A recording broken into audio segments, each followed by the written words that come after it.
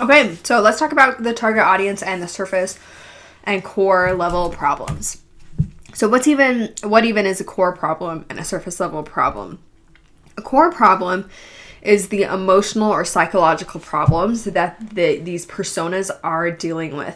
Things like they're dealing with guilt, they're dealing with confidence things, they feel really stressed. Like, the more emotional, the more psychological that you can get those problems are, that's what a core deep problem is. Surface level problems are symptoms of those core level problems. That because they're stressed, maybe their house is really dirty, something like that. So you want to break those up into surface level problems and core level problems. Now, the reason why this is so important is because we've kind of already talked about this, or you should have already talked about this in the previous slide decks. But this is such an important part of who your persona is and how to solve their problems that I like to have an entire slide dedicated to this, because maybe there are some things that I want to clarify. There are some things that I don't quite understand. Even if I have talked about it in previous slides, I still discover new information. Plus, it helps us kind of this part of the slide deck helps us start brainstorming what the possible solutions are for that problem. This is a really important part of the slide deck, and it's one of my favorites. Here's an example of kind of what it would look like. Already filled out. You can see like external problems. Like, I don't spend a lot of time with that. Internal problems I go way more in depth on. Same here. Now, so what I want you to do before you actually start asking these questions and diving into this slide is I want you to just copy and paste problems. Just say, hey, just give me a minute. I'm just going to copy and paste what we've already talked about and put them on this part of the slide deck so that we can kind of continue this conversation in a more structured form. You're going to use the strategies in the previous videos to get the problems and solutions out of your clients, like things like follow-up questions, all those things that we've talked about. If you haven't watched those previous videos, go and watch them so that you can ask better questions and stuff. But that's how you're really going to figure out what the problems are.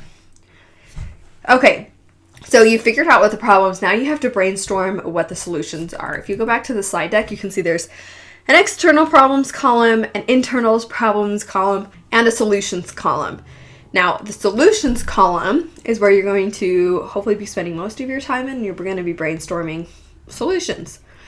Now I want you're like, when most people think of like, I've got to be brainstorming solutions right on the spot, they get really stressed out themselves. They feel a lot of pressure to come up with really great solutions right on the spot, because I totally get that. We're asking you right now without thinking and researching and all that stuff to come up with possible solutions, but I want you to give yourself some grace, and I just want you're just brainstorming possible solutions. It's okay to come up with simple and obvious solutions. Like, if one of the core problems is stress or confusion, a solution could be listing out the steps on the website, or having a tone of voice that is light and airy. I mean, whatever it is that you feel like is a solution, no matter how simple or basic it is, could be a great thing to put on that list regardless. And don't feel like you have to have all the pressure on you to be the one coming up with the solutions. Again, your client has all the solutions. You just have to facilitate a place where they feel like they can be creative and they can come up with the answers. You've got to facilitate a place where you're asking them great questions, follow-up questions, helping them really, really think. That's where you're going to come up with the most amazing solutions. I mean, you can go ahead and impose your will and impose like, hey, this is what I think and this is what I think would be great. I do that too, and quite honestly, I mean, it is helpful, but your client knows the audience super, super well. And so trusting them is probably going to give you a better result than just trusting yourself. Now, there may be some problems that you just need to stick a pin in that you're like, I don't know what the solution is to this problem.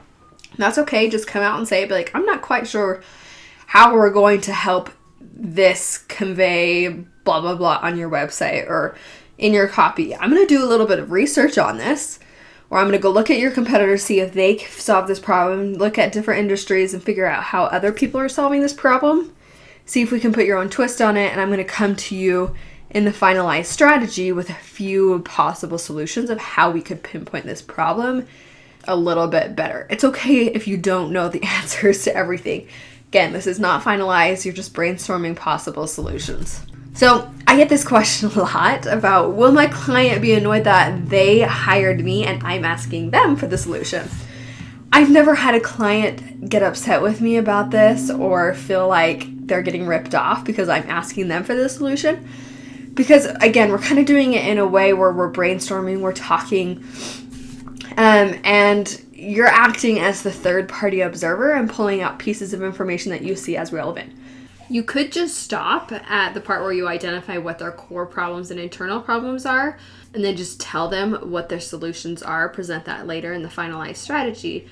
But honestly, your client is going to be able, when you go through this process of brainstorming back and forth, helping them understand why the solutions are so connected to those problems, why they're important, how they can help, all of that stuff, your client is discovering the solution on their own. So therefore, they are going to buy the solution, whatever you put in the finalized strategy. They're going to understand that so much better. And they're going to be so much more likely to approve things on the first draft because they get it. They're discovering this information for themselves as well, instead of you just telling them the answer and giving it right to them.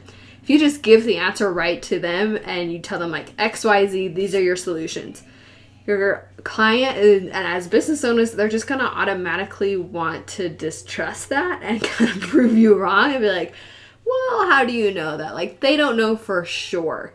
So they're going to see you so much more as the expert when you go through this brainstorming process. It's so helpful in that part of the strategy. Now, I want to give you just a made-up example so you can kind of see how I could go from surface level problem to coming up with a solution. And I figure, you figure these out just by asking lots of questions and follow-up questions and digging deeper into your client, but you can kind of see how these might all be connected. So, surface level problem, house is a mess. Core level problem, maybe, why is the house a mess? Maybe they have no time. And then you could even ask and expand further on that. Okay, why don't they have time? Why are they not giving themselves the amount of time to clean the house? Because family time is more important. Family is a core problem. Family is not a problem, but them valuing family is more important. So what are some possible solutions to this? Now, depending on what the product or service is, this would be different. I just came up with like a made up company in my head of who knows what. And a lot of these things aren't even things that are maybe attributed directly to at least my field, design, web design, all those things. But these are just branded solutions that I'm just throwing out there as a third-party observer and someone who runs my own business that I'm like, these might be helpful.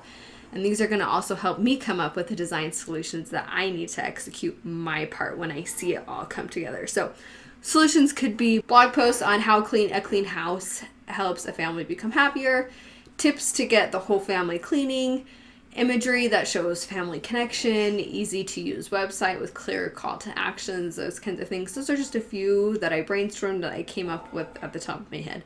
None of those are extraordinary things that nobody else could have come up with. They're just things that I thought up with, and that's okay. So now you know exactly how to identify a surface level and a core level problem and how to come up with solutions for that. I just want to quickly go over that bottom section of the strategy session, which is the objections standing in the way between hiring you. Basically what this whole section is you're just going to be listing out any objections. It's really simple. Any objections that still might be in the way between this person hiring or purchasing your client's product. And this doesn't have to be maybe necessarily a problem that they have. It's just something like maybe a myth, a belief, some kind of like mental block that they need to get over. Like you can see here, I have like, they don't know how to make a decision. They don't know how to give up control. Maybe their money, they just don't have a ton of money. And so then you need to figure out, okay, what are some solutions to overcoming these objections and breaking down these beliefs that they need to overcome in order for them to purchase or hire your client.